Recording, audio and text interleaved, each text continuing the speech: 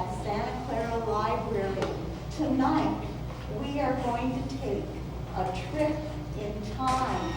We're going to go way back, 100 years. Now, if this is the year 1992, if we go back in time 100 years, what year would that be? No, 100 years, yeah. 1892. And when I said time travel, we're going to try to bring someone back from a past time. I happened to meet this person who I hope will come tonight.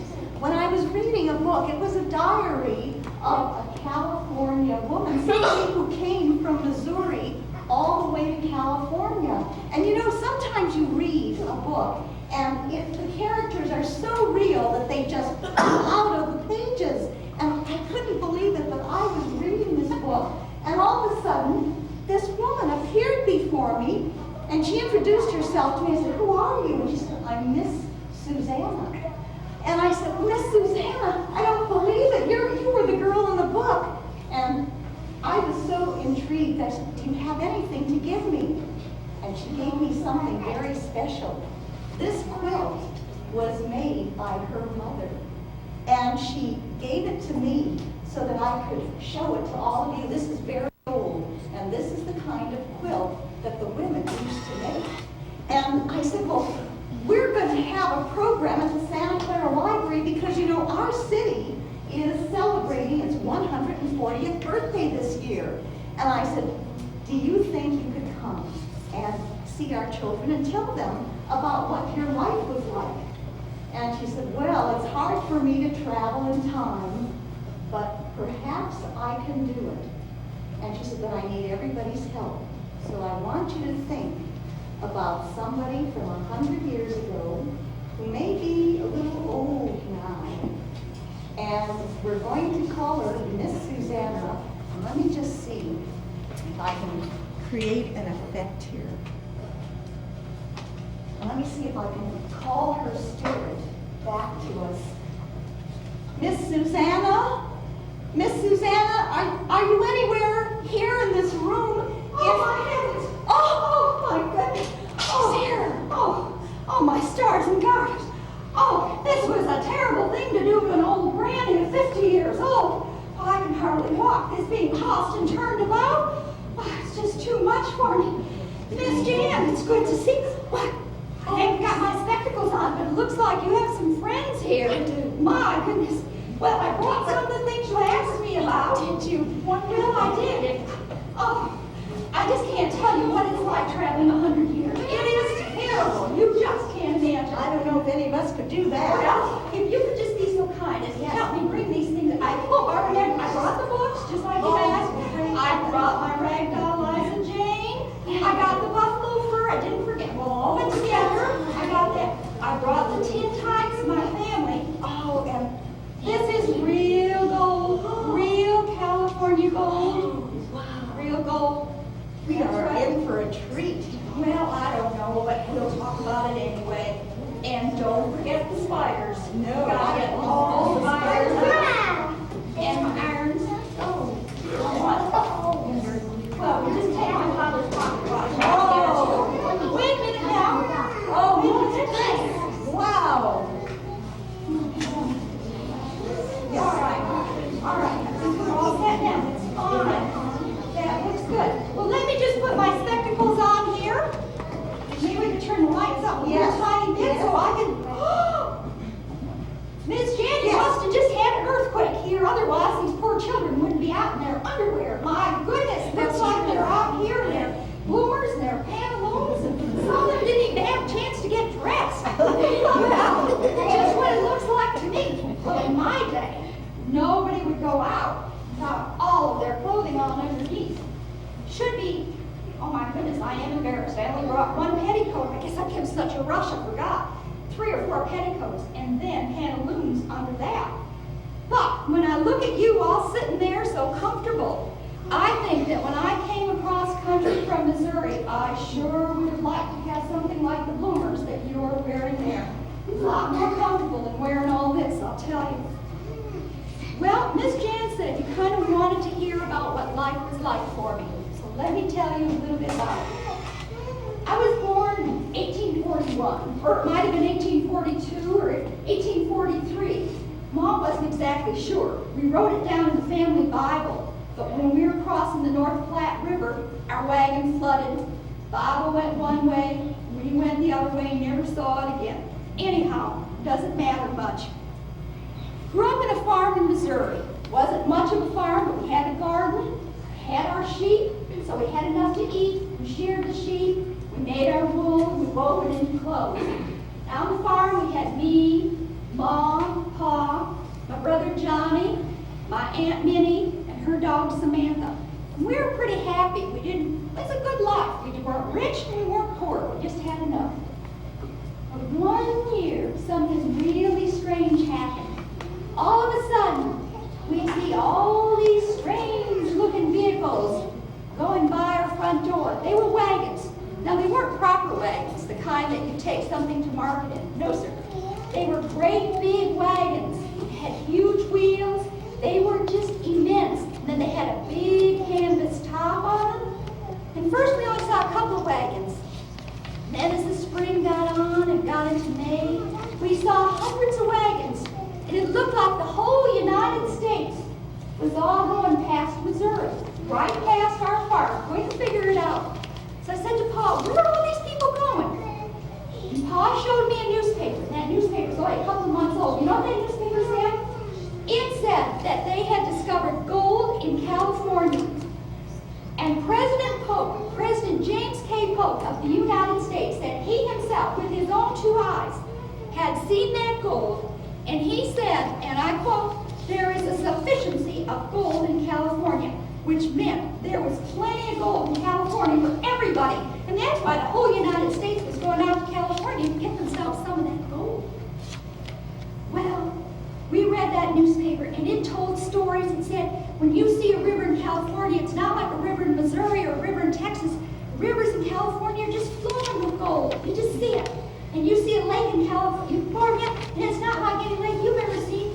It's just swimming in gold. And you could just be walking down a road in California, and you'd trip, and you'd look down, and you'd see a nugget that big, all in California. Well, Mom and Pa started talking, and Johnny and I figured it wouldn't be too long before we set.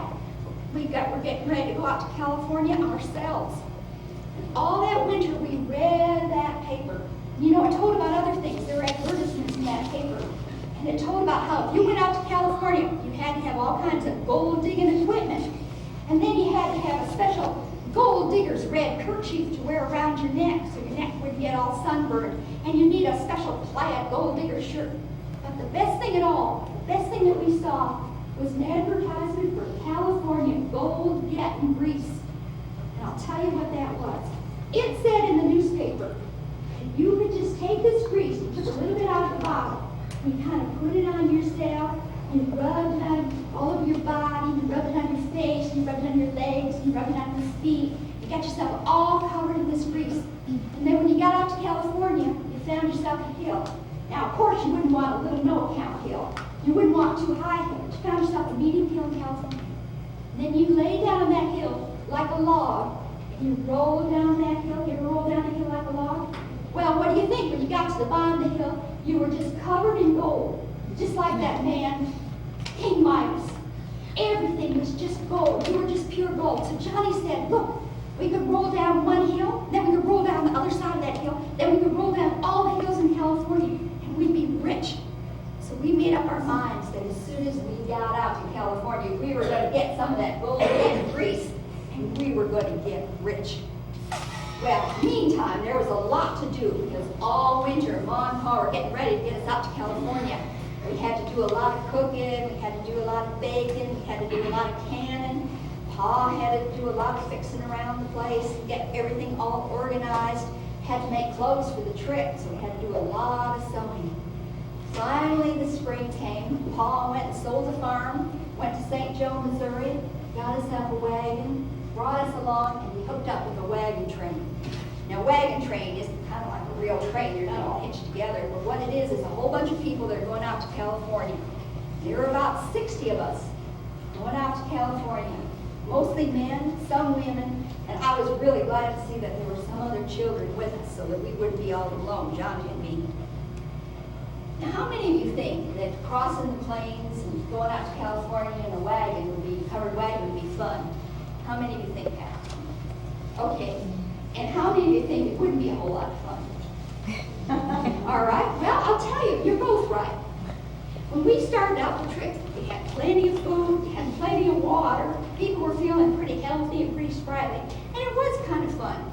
We'd stop at night, and we'd have a nice meal cooked over the campfire, and somebody'd get out a guitar, a banjo, and somebody else would get out a mouth organ, and we'd hear some music, and people would sing songs like Sweet Betsy from the Pike, or Clementine, or we even changed the words to Oh Susanna. I don't know if you know that, but there's a special version for California. Now, there aren't any dogs in here, are there? Good, no dogs. Because Ma says if I try and sing, the dogs will start howling. Let's see if I can recollect how Oh Susanna went. I think it went, Oh Susanna, oh don't you cry for me, from out for California with my washbowl on my knee. Rained so hard the day I left, the weather was so dry. The sun so hot I froze myself, Susanna, don't you cry. Oh Susanna, oh don't you cry for me, from out for California with my washbowl on my knee. So we sang, and then we children had a lot of games we played. We played tag, we played blind man's bluff, we played marbles, and then the girls would all get together, oh here she is, would all get together with our rag dolls, and we'd have little tea parties. Men would be rest of the evening. Of course, the women were always busy. They were busy from 4 o'clock in the morning. They were busy all day, and at night when the rest of us were larking about, they were sitting there sewing and mending and working on quilts. There was always plenty of work for the women on the wagon train. Well, any of you ever ridden in a covered wagon? It looks like it'd be kind of fun, but there's a reason why they call it a prairie schooner. It's kind of being like on a ship. Kind of goes side to side, and every time you hit a little rock, it feels like your stomach's going to come all the way up. It wasn't a whole lot of fun. Then the canvas gets wet and it gets a little smell, and it's sort of crowded inside. And you have to remember that all these people were traveling together. The only time that we got to take a bath was when we crossed a river. So after a while, we didn't really want to be all that close together. The other problem was, when you think about it, you don't want to be up on the wagon all the time because you have to go off sometimes and do something private, like in the bushes or something. You catch my meaning. So what are you going to do? Say, Pa, can we stop the whole wagon train for a minute? Well, you can't do that. So what you have to do is you kind of have to jump off the wagon while it's kind of moving. And I'll tell you, it sounds easy, but it really isn't, especially for little kids. That was really a hard thing because sometimes they could get pulled under the wagon wheel. And I broke my finger this time and it got caught in the wheel. Never did set properly.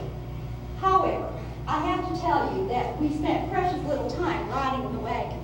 Mostly we walked.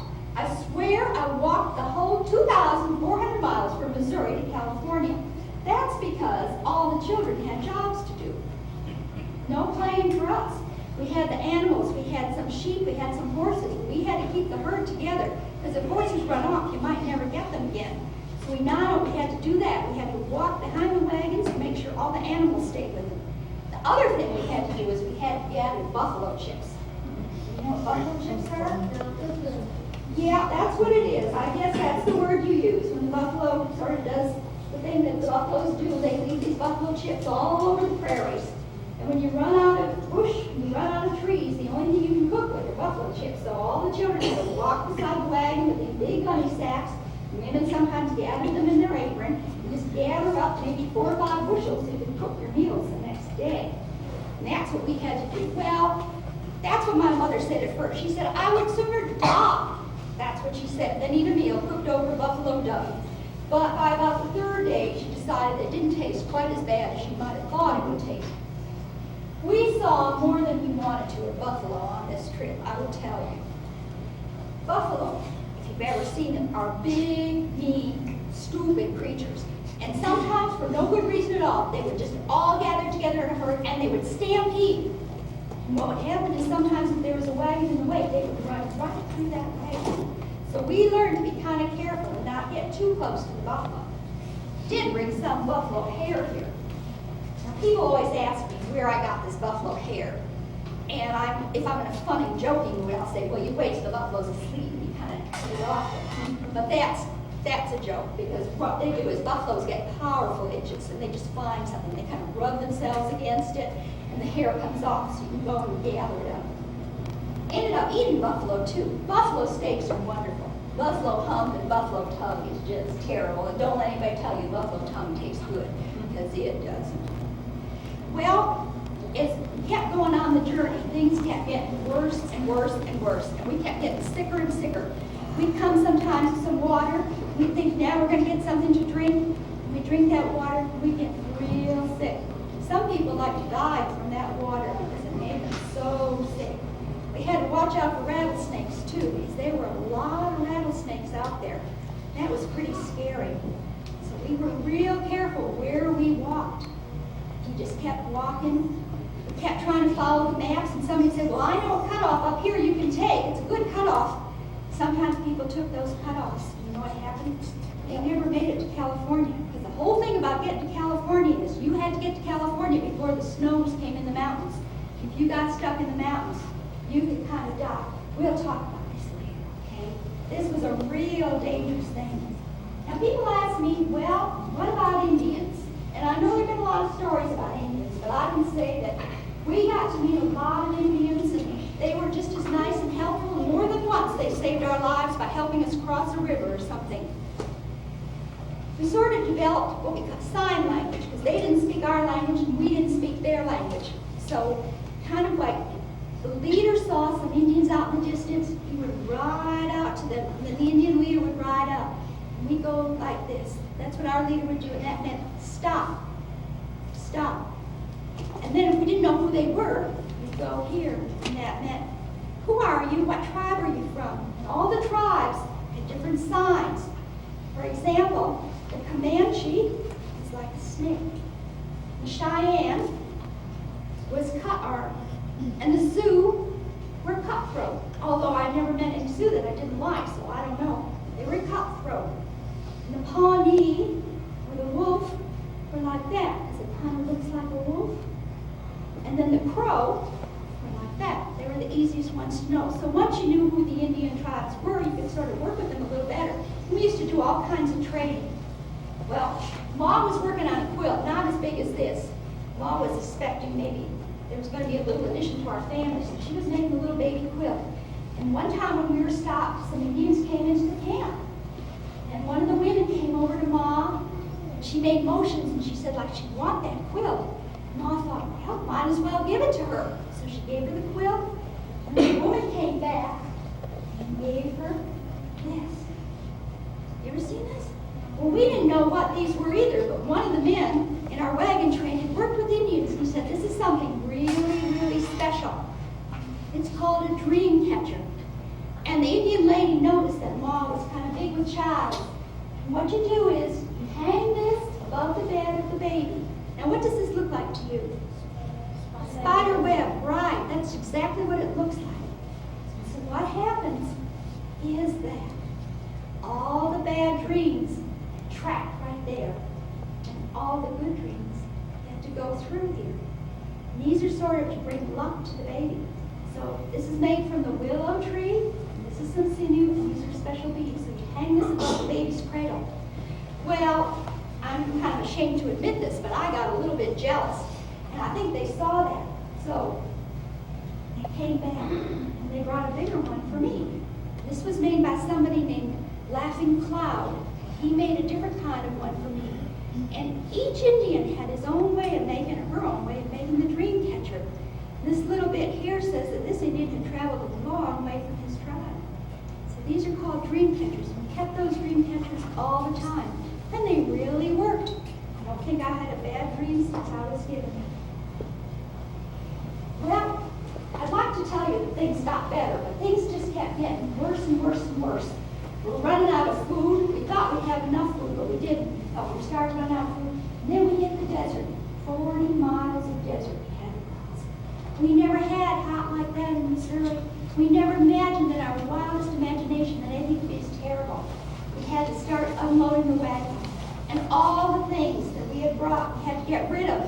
Pa's books, Ma's wedding china, rocking chair, all these things we had to just put by the wayside because they were getting too heavy. We'd never make it to California.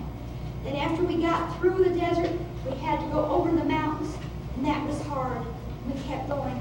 Well, by the time we got to Sacramento, we just found ourselves lucky to be alive. You'd think that anybody, after going through that, would be just pleased to stay there right in Sacramento. But not Pa. He said, we better get ourselves right out to San Francisco so we can get some of that gold. Well, we got ourselves up to San Francisco. How many of you ever seen San Francisco? Isn't that a place? Did you ever see anything? All those ships in the harbor there, just sitting there because there's no way to sail them anywhere. All that mud because it rains all the time. They haven't got any sidewalks. That is really something to see in San Francisco. And there were people there from all over the world. I'd never seen. It wasn't just the whole United States. It was the whole world that went out to San Francisco. We had people from all the countries in Europe. We had people from Italy, people from France, from Germany, Holland, Sweden, Netherlands, everywhere. We had a lot of people from South America, especially from Chile. There are people there from Mexico. We had lots and lots of people there from China. Never seen people from China in Missouri. We had a lot of people there from China in San Francisco. And these people all had their own newspapers and their own organizations. We even had a lot of black people, and they weren't slaves in California. They could do just as well as pleased in California. There were a lot of churches there, Catholic churches and Protestant churches and Chinese churches and Jewish churches. Of course, Ma said for every church, there's about 20 gambling saloons, and that was the truth. As soon as these men got themselves a little money, they'd go and gamble it away and lose it all. I don't know about those miners. Remember how I told you about the gold getting grease? Well, as soon as we got out to California, we went and got ourselves some of that gold getting grease, and Johnny and I found just the perfect hill. Not too little, not too big. And he rubbed himself with grease, and I rubbed myself with grease, and we rolled down opposite sides of the hill. We spent the whole day rolling down every single hill in California. Think we found any gold? We didn't have any gold. At the end of the day, I was covered with twigs, dirt, pebbles, and insects, and things I didn't even know what they were, and I didn't even want to know. But there wasn't any gold. Well, Pa kept going around looking for gold, but he wasn't doing too well. So finally, Ma said, well, she better take things in hand. And she started a business where she was ironing. Now, she used a big iron, and I just have to use this little iron here that we used for the cuffs. We used kind of on the ruffles, if people had ruffles. What you do with these irons is you put the irons on the stove and let them get real hot. You have a whole bunch of handles.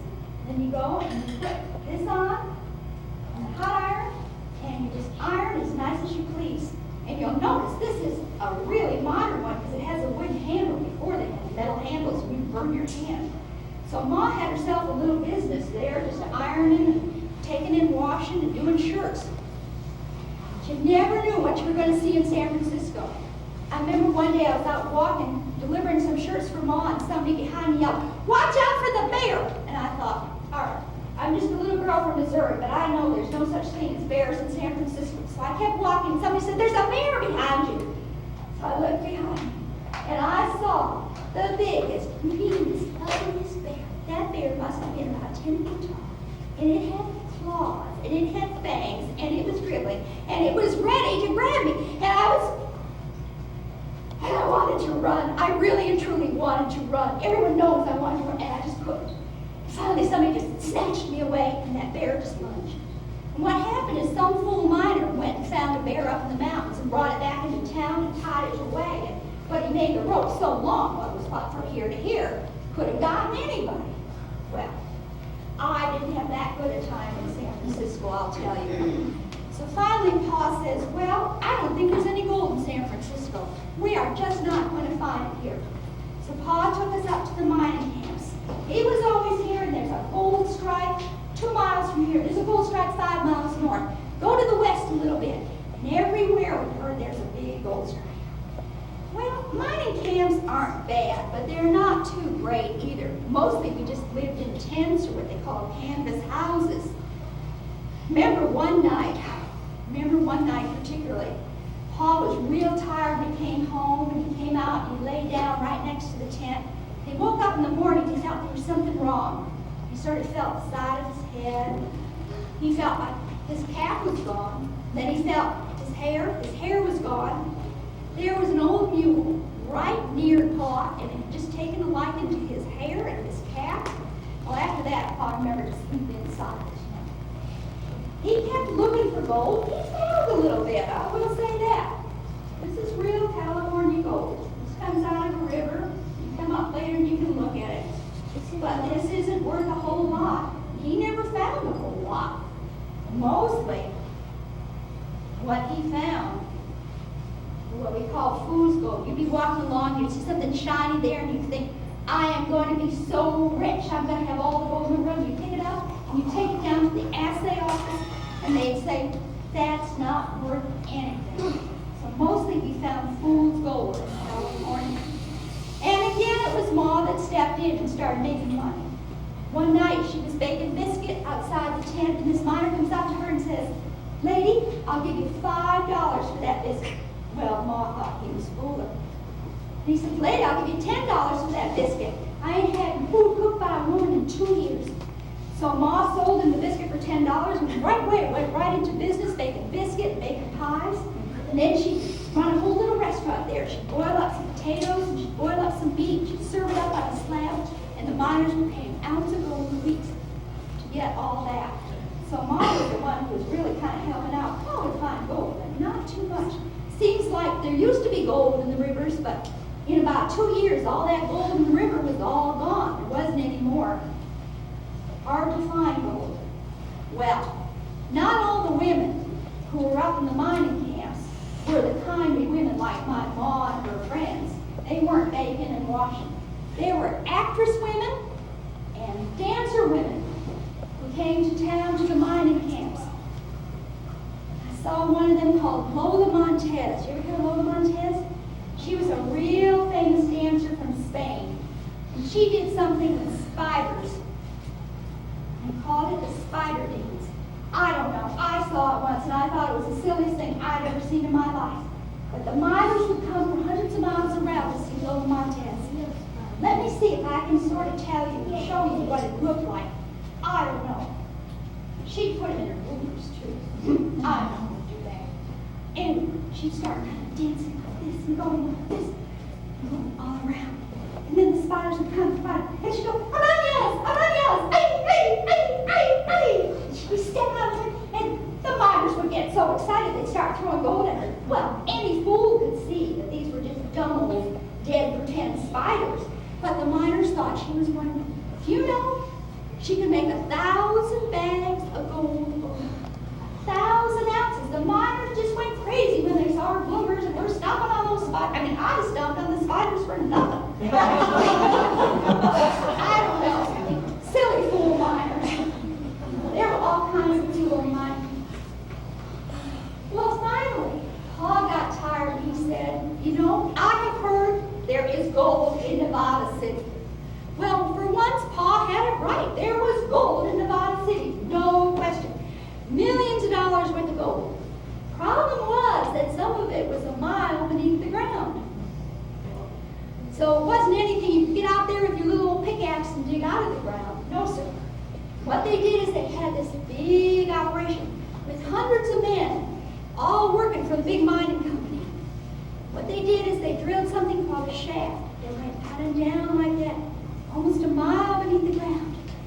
And then, I can explain it, at each level, they had tunnels.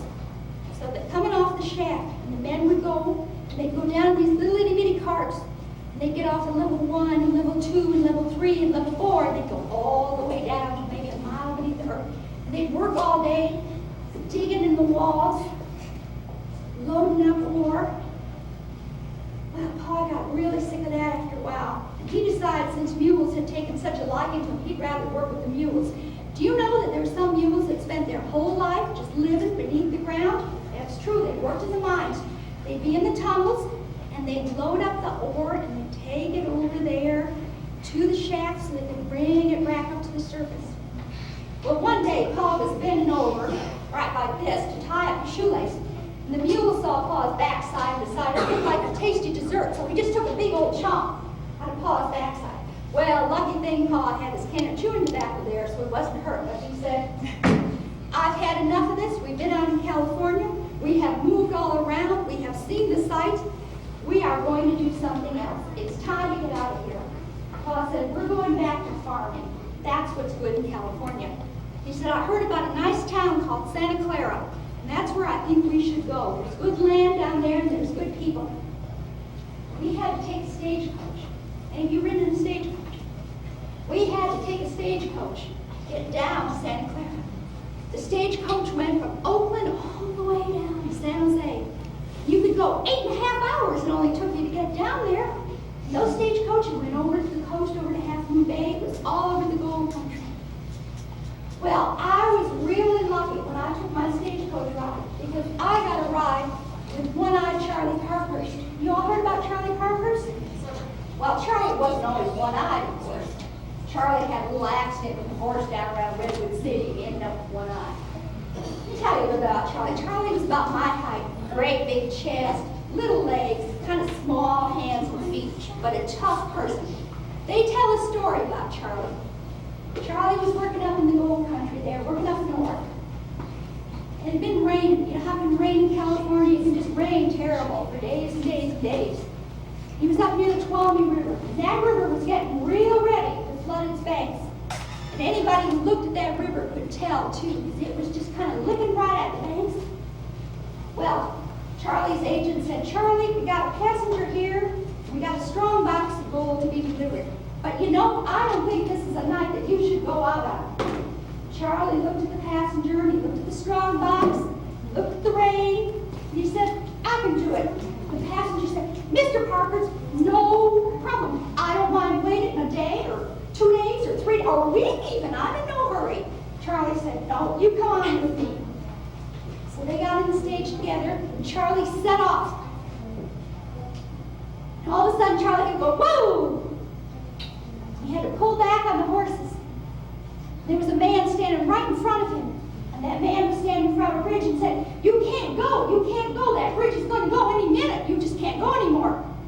And Charlie said, we're going to go. And the passenger said, Mr. Parkhurst here. I don't think I'm really that anxious to cross the bridge. I don't mind just sitting here for the night or 2 nights or 3 nights. No rush.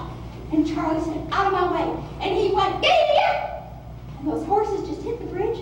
24 hooves like one. And they just went across that bridge like the devil was after them. And as soon as they got to the other side of the bridge, that bridge fell in the water. The messenger got out of the car. Oh, my goodness me. Oh, that was so close. We'd have been in the water in another second. And Charlie kind of looked at that passenger and said, I wouldn't be too certain of that. I'm mighty particular about who I take my baths with. So that's the kind of person Charlie was. Now, mind you, between San Francisco and San Jose, down here to Santa Clara, we didn't have any of those adventures. But I was riding out there in the box of the stagecoach, right up there in the top with Charlie.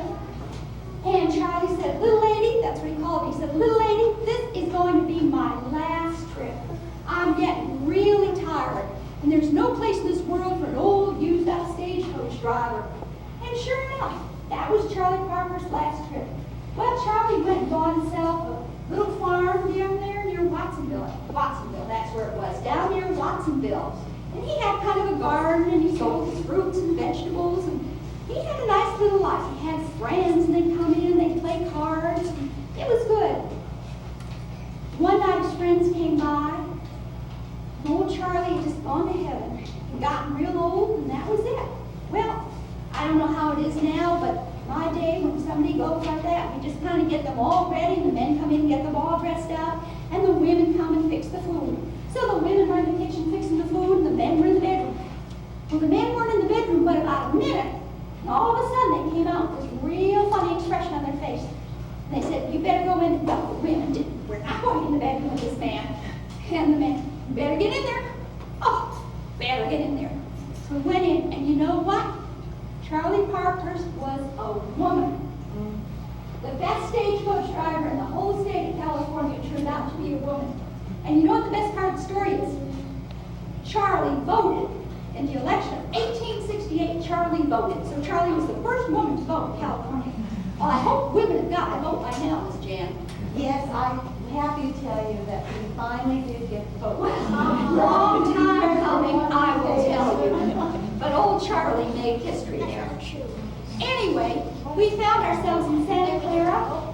We got a nice little farm. We raised pears and apricots and apples.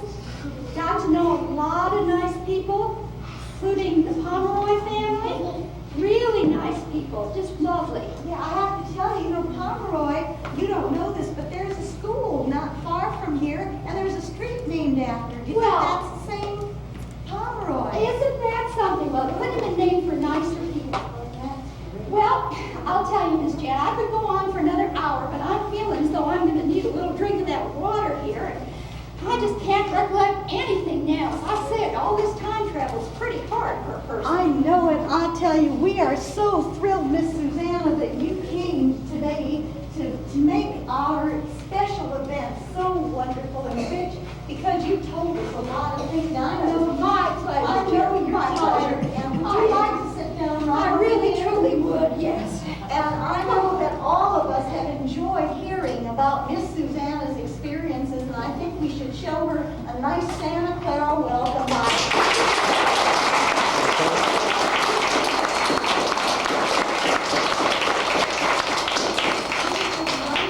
We really appreciate your coming here. Now I know that some of you might like to come and look at some of the things and maybe talk to MissSusannah. So if you would like to do that, I know she'd be happy to see you and show you some of the things she's brought. And if you had just enough, because you just have so many books you want to read, well, please feel free to leave. We pulled out a few books for your pleasure, right in back there that are on the piano, a few books about the old rush days. And we hope you had a good time tonight, everybody.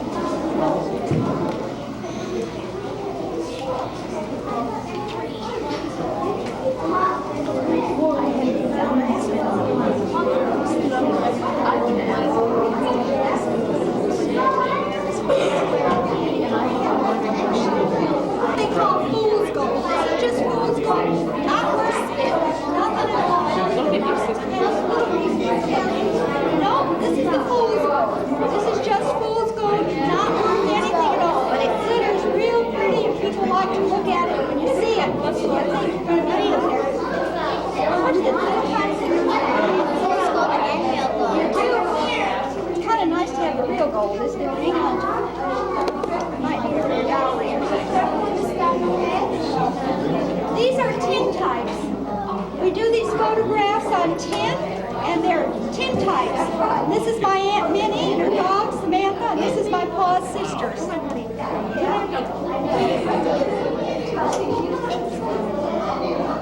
If anybody has any other questions about these things, that's real gold there, real California gold.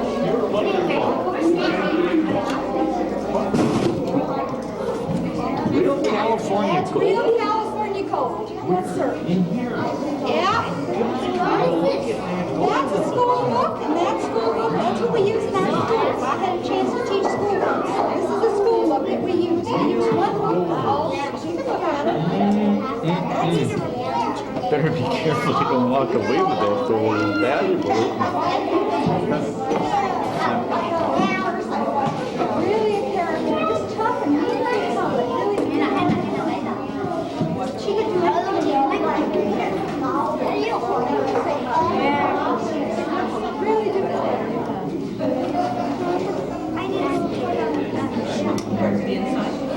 The bandit.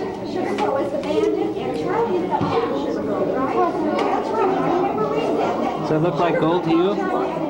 Do you see anything in there? The little thing right there. Oh yeah, I can see it. I want to show my sister.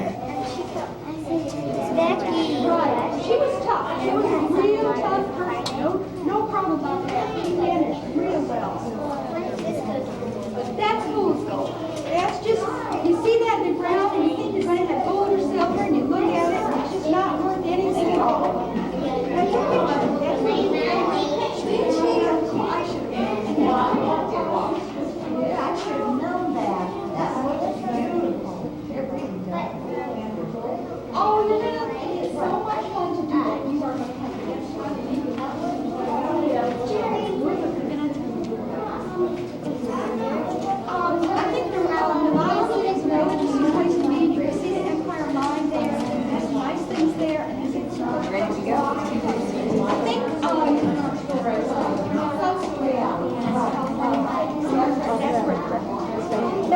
wonderful experience. This is the earthquake. We had a terrible earthquake in San Francisco in 1868. You can see that here, 1868.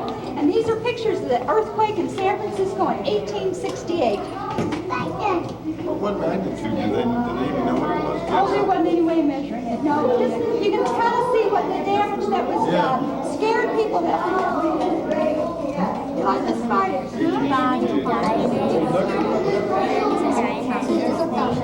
I don't rightly know if anybody died. I think a couple of people did because the buildings weren't real strong and the buildings would come down on people. So that was kind of a bad thing to happen.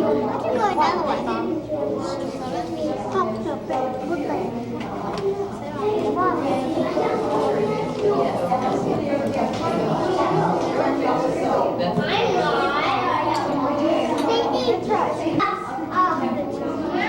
Kind of opens up like that.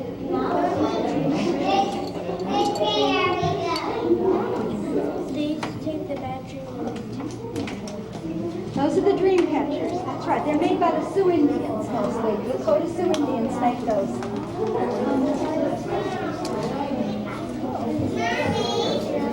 I don't think he knows how to. The lady opened it.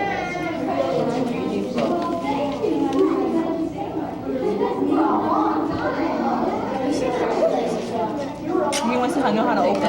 You know how to open it? It's not as cold though.